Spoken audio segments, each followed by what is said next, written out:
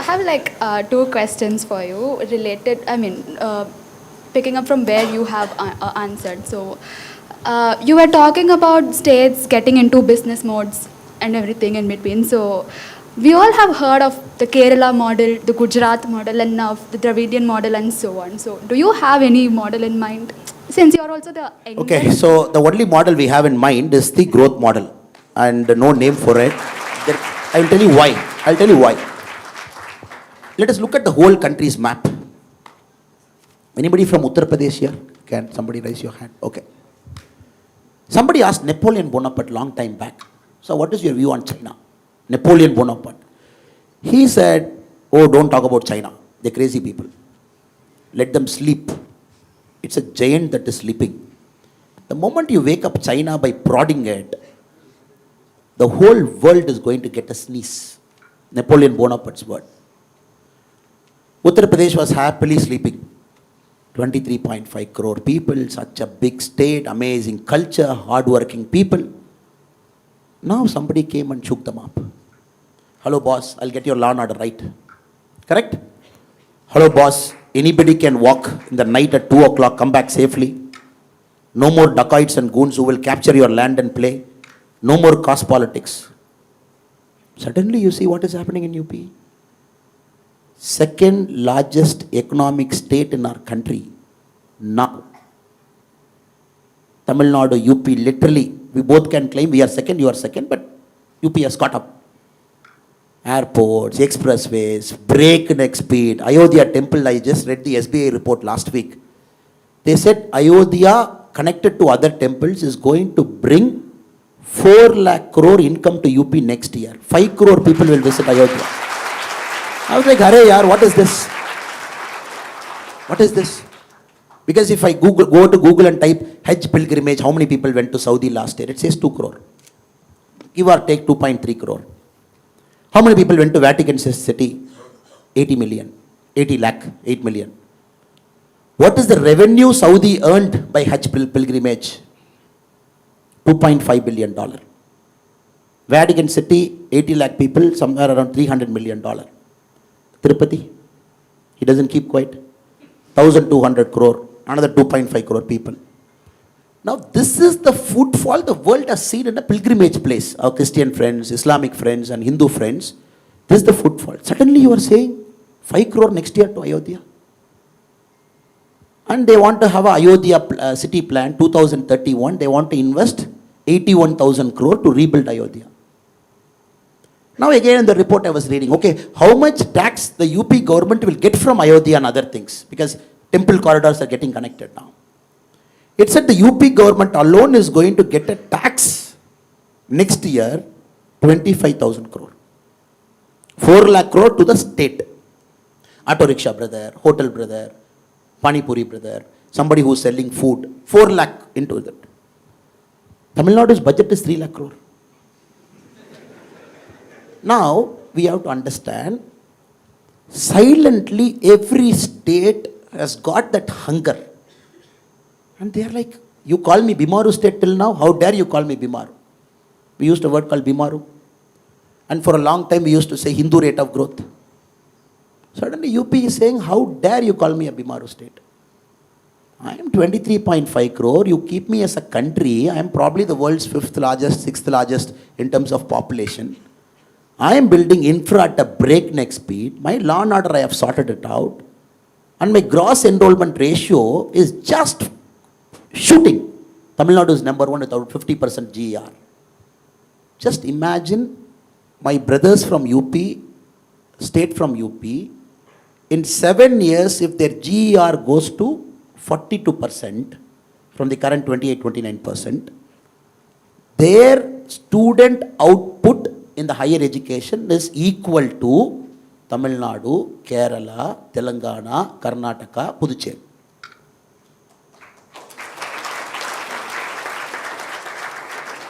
Disruption is just coming, it is just warming up. One good chief minister coming, sitting, let us sort it out. Sabko theek karo. Keep the law and order and control. Go after them. When businesses come, when they put their money into a state, give them value. Where it got reflected? I'm a proud Tamilian, of course, but more than that, I'm a proud Indian. Like many of you sitting here, that is why we are sitting in IIT campus and having this chat. My state, some of your states, since you are living here now for next 2-3 years, in the recent Global Investors Conference, we attracted 6.6 lakh crore. You know, I generally am very aggressive as a person. I keep talking. I thought today I'm not going to talk. My state got 6.6 lakh crore. I'm very happy. Let the money go to Dharmaburi, Krishnagiri, Vellore. I need development there. Then this press people went and asked some DMK minister. They said, no, this is a resounding verdict for the Dravid development model. 6.6 lakh crore came because only of our efficient CM. See, that is the beauty of Dravidian development model. I said, okay, I'm not going to talk here. I'm going to give it a miss. Second day, three ministers came to the press. They said, this is a proof that Dravidian development model is far superior than any other model. Then I'm like, no, today I'm going to talk to the press. I called the press friends. I said, come. Friends, I'm very happy. My state has got 6.6 lakh crore. I'm very happy. I asked the press friends, how much did UP get last year in the Global Investors Conference, 2023, February, March? Press said, sir, UP should be less than 6.6 lakh crore. I said, TK, yeah, but can I give you the number? They said, give me the number. I said, UP got 33 lakh crore. They said, sir, what is the 33 lakh crore? I said, Arey Baba, go and check it. I said, which is the worst developed part of UP? They said, Bundelkhand. Correct, brother?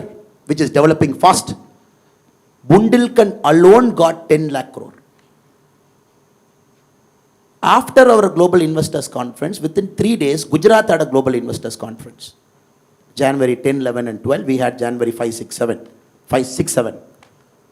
We got 6.6 lakh crore. You know how much Gujarat got?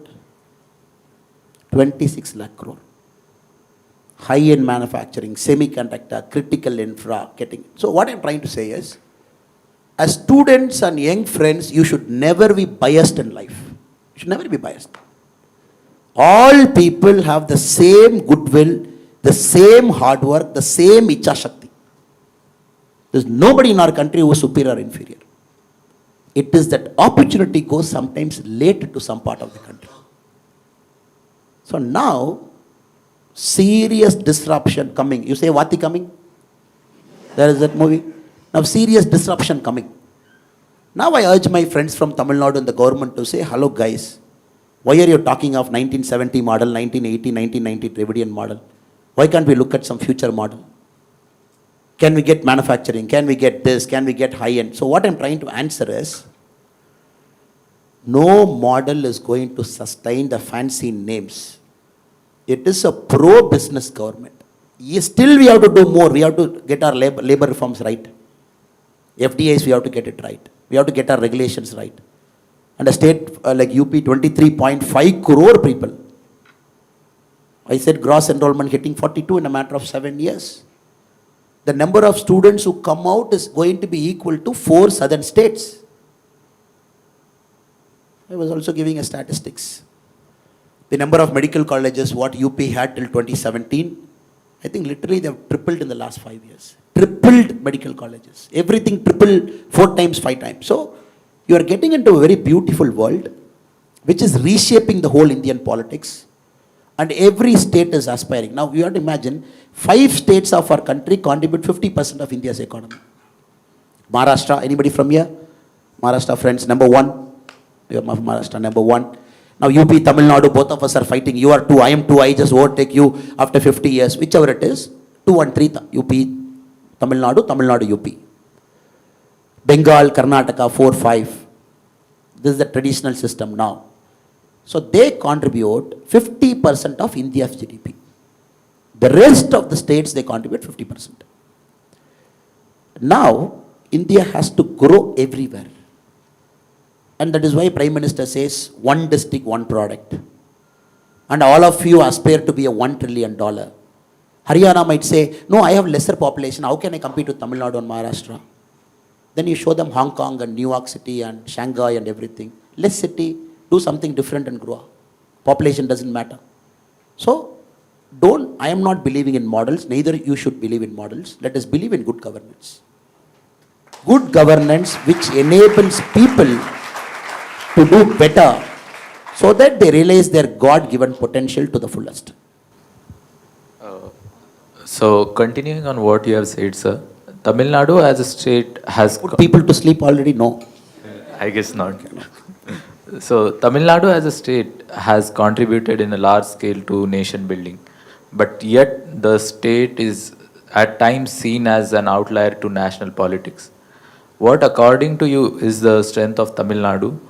Why do you think this perception exists in the first place, and how do you think the center and state should work effectively to foster development? It's a very important question and a very deep question. And if you look at the history of freedom fighting, pre 1947, let us go 200 years back here. Let us not only focus on 1920, 1930, and 1885 when one of the political party got founded. If you go 200 years back, 250 years back, the fight in the Vellore fort, if you go there, the Pulitevan, the Veeramandiya Kattabomman, Veeranachiyar, if you go very deep, very behind, fighting against East India Company, resisting, not giving taxation, maybe the later end of Mughals, then probably when the British crown came inside fighting with them, I don't think any other state can compete with Tamil Nadu in those times when the resistance was the fiercest here. Very fierce. Very fierce. Yesterday I was in Shankaran Kovil. Shankaran Kovil alone Shankaran Kovil, Pulitevan. I'm talking of many centuries, 100 years before, multiple 100 years before. Shankaran Kovil alone had Venni Kaladi. Shankaran Kovil alone had Vanchinathan, probably the next assembly constituency, but in Tenkasi district. I was surprised that one constituency having 4 or 5 people who resisted British imperialism or the East India Company fought with them. So since this yatra is giving me that very good insight, traveling to a rural area, trying to find the icons of that space. But unfortunately, if you look at 2024 now, and there is this growing perception that Tamil Nadu is a state, probably along with now Kerala, now Karnataka is also, the disease is spreading a bit. Now to say, oh, north, south, I am contributing this tax, how much did you give back? So I think out of dignity you didn't ask me that question, but I want to venture into that also.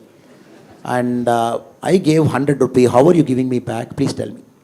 Can I take a little bit time to answer this question? Okay. Because you should not get bored. That evening movie is waiting for you. And no, okay. So for me, sir, I studied IIT before I came. Studied IIT model because I couldn't get into IIT. I asked people, what is it? What time is movie and everything. And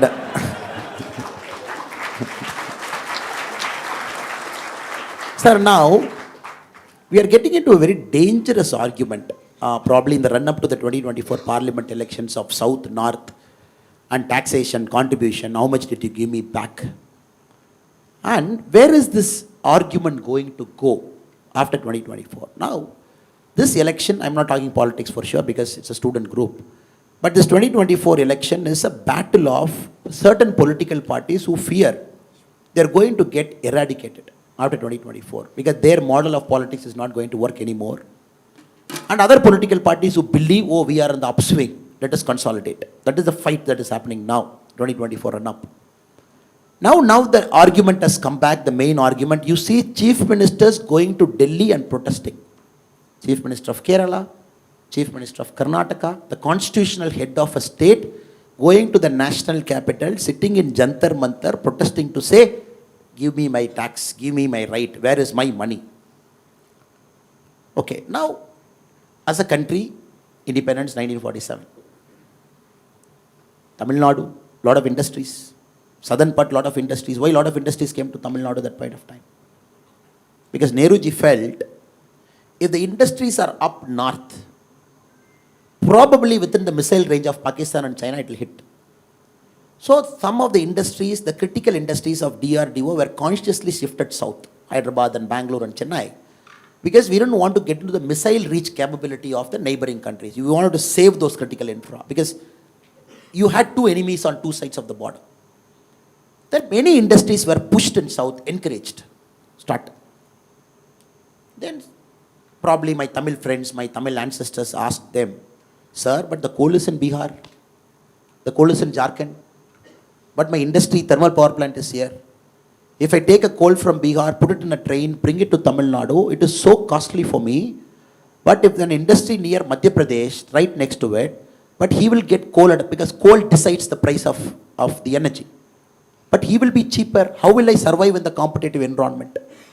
The Nehruji said, don't worry, we'll have something called a freight equalization policy. Because I have to get into that for you to give you a context of how stupid the current argument is. Nehruji said, don't worry, we'll get into a freight equalization policy. Tamil Nadu, you pick up coal. Madhya Pradesh, they pick up coal. We'll make sure both of you, the freight charge is same.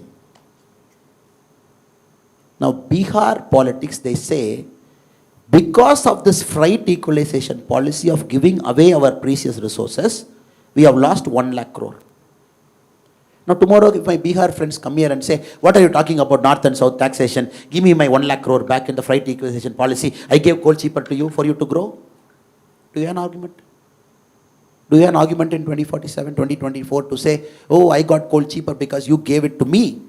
Because in the freight equalization policy, the coal landing cost has to be same for a Madhya Pradesh industry, it has to be same for a Tamil Nadu industry, because the competitive advantage is not based on the freight price, but based on the other factors of production. From there, we are sitting now talking about north and south. And you know, in Tamil Nadu, the official employment index, we say 25 lakh migrants, meaning brothers and sisters not belonging to Tamil Nadu or working inside Tamil Nadu now. Especially Tirupur, industrial towns, everywhere they are working. But this, you know, this number is definitely less. It is definitely more than that. Could be 35 lakh or 50 lakh because many people are not accounted. They just come seasonally and go back. Tomorrow, if suddenly Nitish Kumarji wakes up and says, oh, I've given a lot of labor to your state. Can you give 5,000 rupees for each guy as a labor cost arbitrage back to my state? I want to grow. What is the argument you will have? So this argument is so nonsensical that a country has to grow together. That's the only way, that's the only answer. You all have to grow together. There is a competitive advantage in the south, competitive advantage in the north. But I have a problem when people get branded and labeled as inefficient, as this, as that, as this. There I have a severe problem. I'm very, very vociferous on that. Because at certain point of time in a country's growth history, some states have subsidized the other state. It's a fact. And certain time of growth in the country's history, some states have to pull up other state. It's a fact. Now, how do we divide the money? Madam Indira Gandhi had this problem. I put tax, you put tax. Direct tax, no problem. You pay and recently the finance minister was giving a data. Tamil Nadu contributed this much, it got back this much. So direct taxation, Tamil Nadu got more than what it paid. I really don't want to get into this argument, but still I'm just putting out a data reference point for you.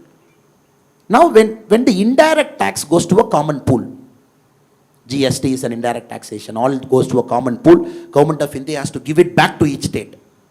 What is the current formula? 42%. 42% is the current formula.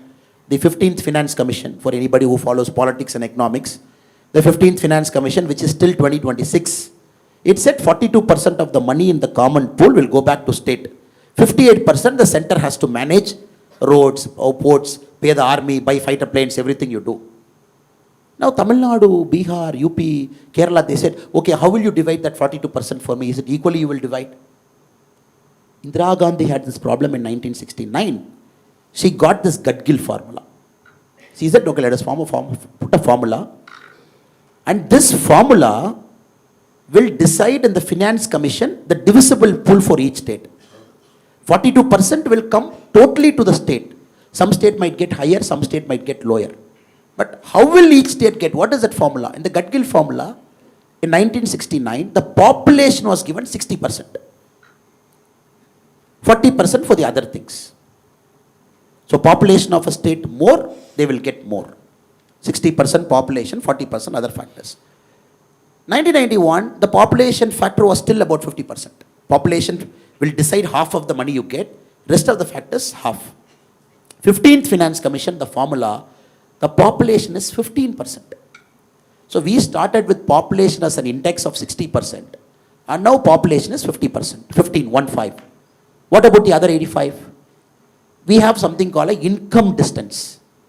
Average income of that state, what is the gap? 45%. 15% good governance, proper taxation, 15% geography of that state, green cover you build. So this is a formula we all have agreed together. Finance Commission, now we have put the 16th Finance Commission. Aravind Panagriya ji has taken over as the chairman of the 16th Finance Commission.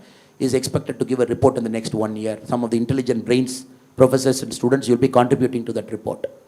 Now it's a formula-based index. 60% population index given weightage, now it is 15% formula percentage given to population now. As a country, we have to agree to a common standard. That 42% central which has to give to the state, it comes in this formula. Now, some states complain, no, I'm getting less than the other state. Why should other state grow at my expense? I will do protest in Jantar Mantar. Do you think it's a right approach? Then what if the North Indian states say, no, you are growing with my labor.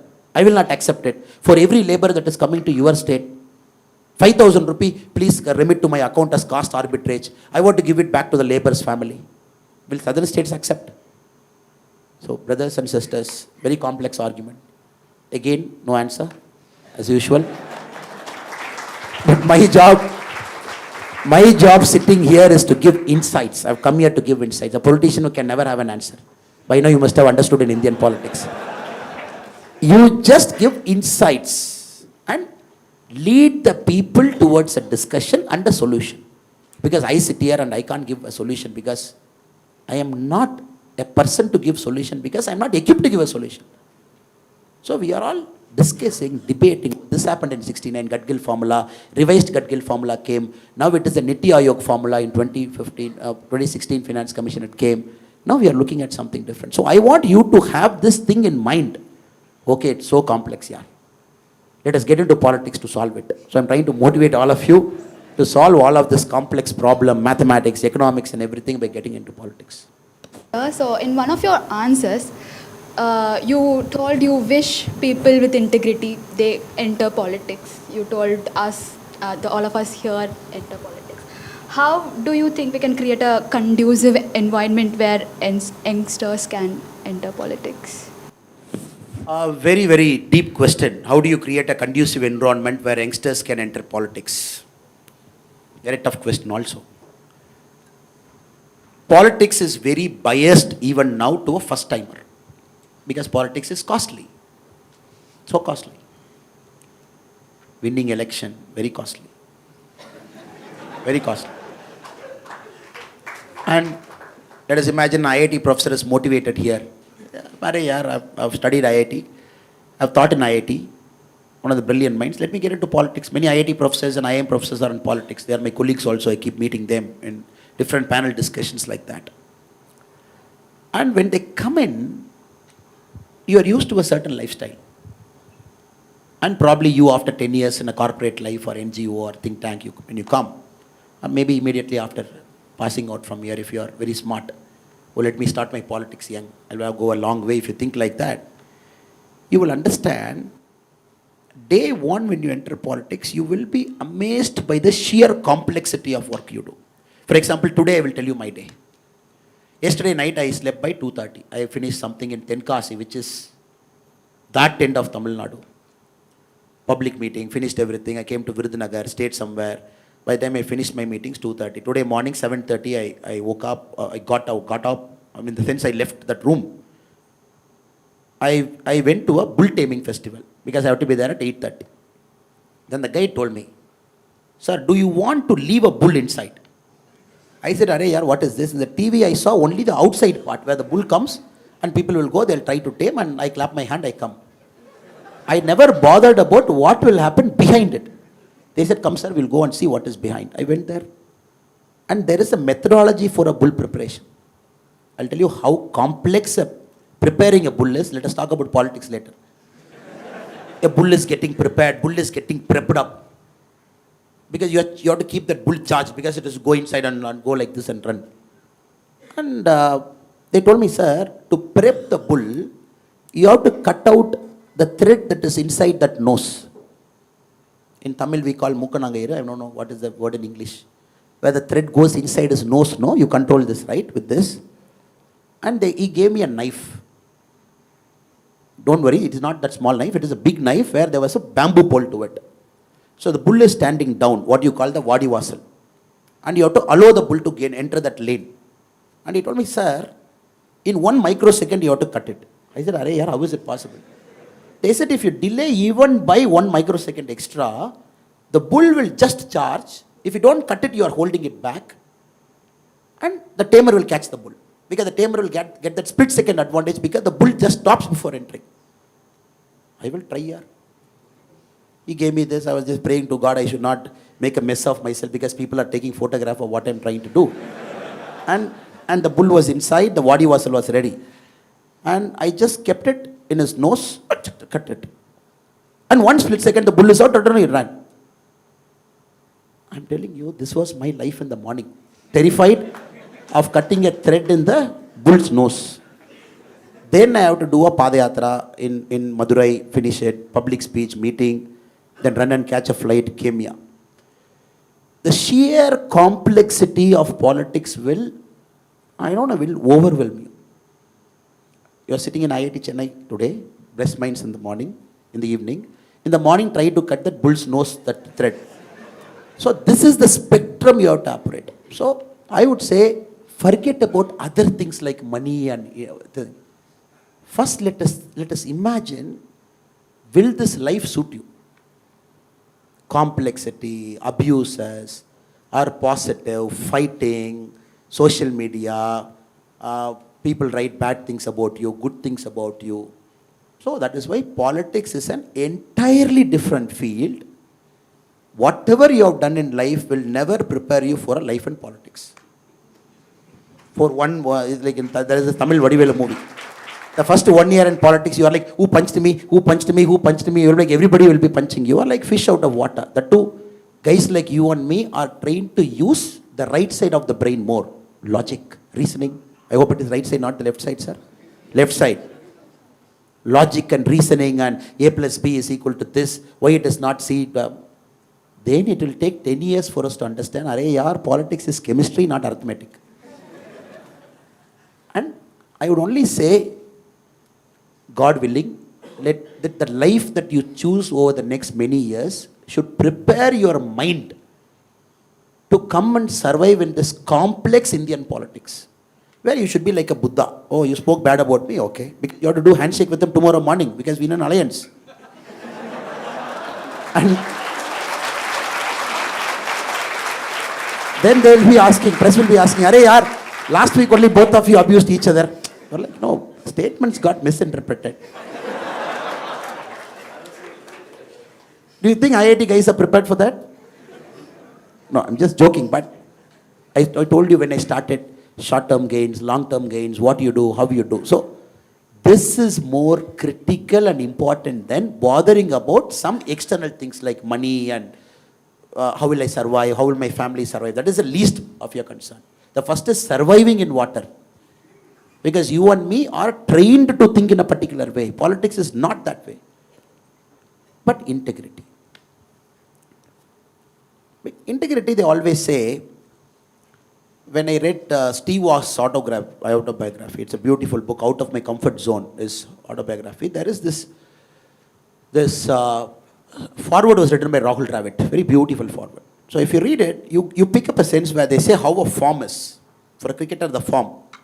Every cricketer, even out of form, he thinks, oh, today's match, I'm going to go score a century. Tomorrow morning, I'll be form. You talk to any of your cricketing friends. They say, no, sir, I'm not out of form. For you, it appears I'm out of form. So this match, I'll score a century, I'm back in form. So he thinks it is always there, always there, always there. So in the book, he writes, a form is like the sweat in your armpit. You never smell it, people around you will smell it. So integrity is like that. You think you are always integral because your mind keeps balancing. Arey yaar, I did a short-term adjustment because I have to do, because it is Kshatriya Dharma. Other person will say, why did you compromise? Arey yaar, I have to compromise, it is for the larger national good. Hey, why did you compromise this? Why did you take money from that fellow? Arey yaar, I have to take it because the ends are more important than means, or means are more important than whichever way you see it. So your mind keeps justifying. You never know when you lost that integrity. Am I right, sir? And nobody can look back at their life and say, oh, this is the day, March 21, 2026, I lost my integrity in the morning at 9:17 a.m., sir, the boardroom. And nobody in their life till they get caught. Look at some of the biggest startups in the country, the valuation they had, which was a beacon of inspiration to us. The board meeting to kick the CEO out, CEO was sitting in some part of the world saying that this is not right. You see where it takes you as a country. Startups failing. I am somebody who is really bothered when startups fail. Startups fail because of integrity issues. It makes me very sad as a person, as an Indian citizen. Startups can fail, sir. It is okay, sir. We'll make, second startup will make him to win. We'll make the sister to win. Failing because of market condition, we are a $4 trillion economy, sir. We will not give two hoots for a startup failing because of market condition. We will make sure we support you. We'll make you a $1 billion company. India is big now. We are not some old company where a startups fail. We will pump you out and bring. But when you fail because of integrity, it makes us sad. And you are collapsing the ecosystem around you. You are taking billions of investors' wealth. And an investor thinks twice before putting money in Indian startup. So integrity is something, sir, a honest assessment. You never know when you lost it. So my suggestion to you is, then how do you keep check of your integrity? Keep your school friends and college friends with you, however big you are. Don't keep your colleagues with you. That is okay with the chai and coffee, and it's okay. But your school friends and college friends who have seen you as a raw person with zero ego, they should tell you, Hare boss, there is some deviation I'm seeing. Your language is not good. And you are no more the same guy I saw you in 4th class. And this is the model I follow. When I go out, all my closest friends are my school and college. In the business room, it could be my colleagues. But this guys, very fearlessly, they will tell me, for other people, I am some state president, this guy, that guy. Oh, if I say this fellow will not get me a seat in 2024. Better I will say, Annamalai sir, you are fantastic. You are truly great human being. God has made you and created you. We are very privileged you are in BJP. But my school friend will say, I didn't like the way you talk. Why did you shout at him in the night? Then I'll be arguing, no, I didn't shout out. It was so stressed. The stress made me to start out. They'll say, what nonsense. What stress? Yeah. Do you think you have more stress than a guy who's standing in the border facing a Pakistani? Do you think you have more stress than that guy? Because my school friend talks in this language to me. Why do you allow your stress to shout at somebody in the public? Calm down. I will calm down. I say, okay, some mistake I made. So this courage, who will speak to you? So I would say, never lose your integrity because you don't know when you are losing it. Because you know when you are losing it, at least I can put a defense mechanism around it. Integrity is always lost in 0.01%, 0.02%, first compromise 0.03%, then 1%. In 10 years, complete integrity gone, I'm happy. So, be a person of integrity. It's very, very tough to maintain integrity because in Indian system, being a person with integrity, you have to pay a price. It doesn't come easy. Indian system. You suddenly go to meeting at 7 o'clock, you say, why nobody has come at 7 o'clock? They'll say, no, Alay, 7:10 I want to come. Then you will say, okay, nobody comes at 7, I'll also go at 7:10. That's how we became late now. The hall is not full, sir. Can we go at 5 minutes late? No, we came on time. I'm not giving this as an excuse or an example. The professor was on time, I was on time, we came. So, the system around you, the ecosystem around you will make you a person of less integrity. How do you fight it out in the real world when you walk out of the IIT campus gate and say, oh, Sir Kamakodi sir has got more selfies, 952 selfie to the next IIT director who got one selfie. He is a great man, he trained me. Is it true he got more selfies? He got more selfies among the IIT directors? Is it true, sir? So there was a competition among the IIT directors that who is more student friendly, and for information, your professor topped it.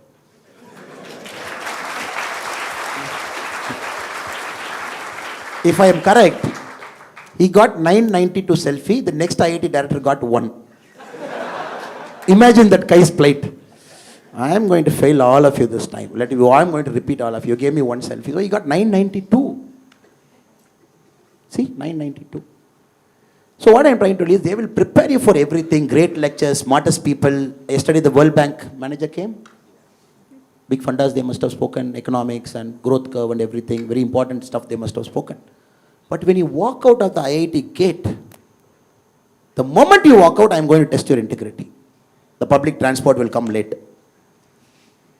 And you'll get frustrated. What is this road here? Potholes here. What are these councillors fellows doing? Eating my money. You'll get frustrated. Then you will say, why should I pay tax after 5 years? Then it will auditor, sir, how much money we pay? This bloody politicians are eating. Find a way to cut tax, sir. Put in some tax saving thing. 7th year. 10th year, suppose IIT Chennai make it big. Sir, what is this round tripping?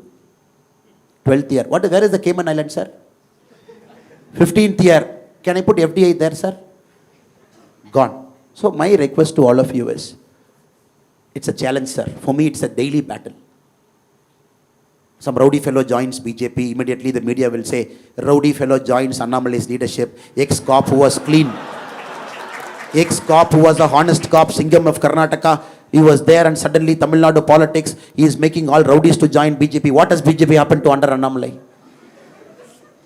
And there was a police guy. Now, a lot of police guys keep joining the party every week, 100, 200. One day, one police guy very sadly came to me, sir, I joined the party last week, I want to leave now. I said, why do you want to leave? No integrity in the politics, sir, I want to leave. I said, can I have a cup of coffee? Come, a retired inspector, cup of coffee. I said, why? Sir, I sit in the same table where one rowdy fellow was sitting, history sheeter, sir. Do you know I was a honest cop, sir? And how can I sit with them in politics? And I have to tell him, Hare, sir, sit. Now we have to get into why did he become a rowdy? Is he in the reformation path? Can you give him an opportunity? Can we tell him no more rowdyism after you join politics? Can we talk bigger philosophical fundas? Because you are entering into the grey area completely. And my integrity gets tested every day. Because I make critical decisions every day. Colleagues, presidents of the district, 250,000 people in different posts in Tamil Nadu BJP party at different levels, from the state to the mandal level. And every day mishandling of money, this, that, complaints. For me, every day it's a challenge. And if I go by the textbook definition, only I'll be sitting here today. You did this, you did that, no, you come on time. But if they make decision, they will also remove me. You did this, how do you? So that is a challenge for me. Likewise, it is going to be a challenge for you. So let us not trivialize integrity. But let us keep a check on our integrity through the mechanism that you build for yourself. School, college, sometimes colleagues, sometimes spirituality, sometimes dhyana, sometimes meditation, sometimes yoga. What works for you, keep it as a check to check your integrity every day in the morning and evening.